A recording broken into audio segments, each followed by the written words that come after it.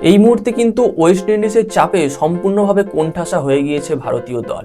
প্রথমে সাউথ আফ্রিকার বিরুদ্ধে ভারতীয় দলের হার, যেটা ভারতীয় দলকে সেমিফাইনালে যাওয়ার জন্য অনেকটাই বাধা সৃষ্টি করে দিয়েছিল, এবং এই মুহূর্তে দাঁড়িয়ে জিম্বাবুয়ের বিরুদ্ধে ওয়েস্ট ইন্ডিজের এত বড় অঙ্কের জেতা, সেটা কিন্তু আরো বড় কাঁটা সৃষ্টি করলো।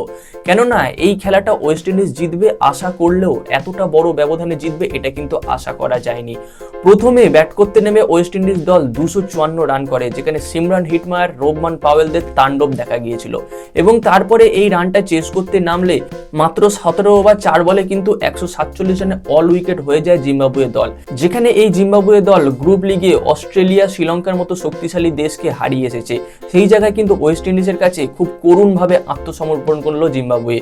তবে এখন প্রশ্ন হলো, ভারত কিভাবে সেমিফাইনালে যাবে, ভারতের দরজাটা খুলবে কিভাবে? এই মুহূর্তে একটা সহজ ইকুয়েশন, যেটা হলো সাউথ আফ্রিকা যদি ওয়েস্ট ইন্ডিজ এবং জিম্বাবুয়েকে হারিয়ে দেয় এবং ভারত যদি জিম্বাবুয়ে আর ওয়েস্ট ইন্ডিজকে হারায়, তাহলে কিন্তু খুব সহজেই ভারত সেমিফাইনালে চলে যাবে, তবে এই গ্রুপে 2 নাম্বার পজিশনে থেকে যাবে। কিন্তু এখন কথা হলো, এই ওয়েস্ট ইন্ডিজ দল যদি সাউথ আফ্রিকাকে হারিয়ে দেয়, কারণ এই রকম খতরনাক খেলা, এই রকম ভয়ঙ্কর ব্যাটিং কিন্তু ওয়েস্ট ইন্ডিজ অনেকদিন পর দেখাচ্ছে।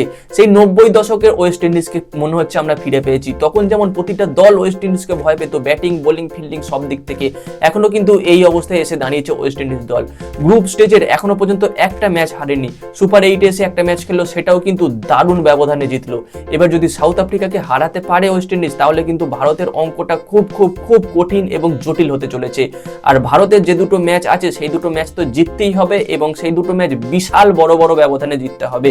জিম্বাবুয়েকে হারাতে হবে অনেক বড় ব্যবধানে, ওয়েস্ট ইন্ডিজকে হারাতে হবে তার থেকেও বড় ব্যবধানে, তাহলেই কিন্তু একটা সুযোগ থাকছে সেমিফাইনালে যাওয়ার।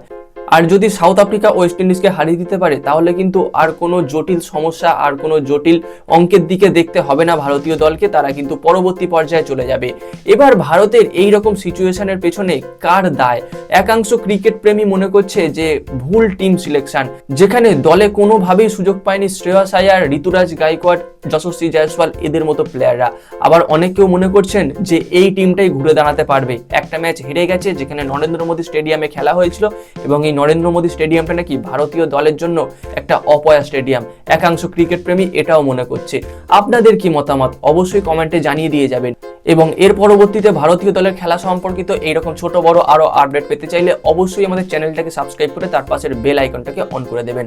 তো বন্ধুরা, দেখা হচ্ছে পরবর্তী ভিডিওতে। Bye bye.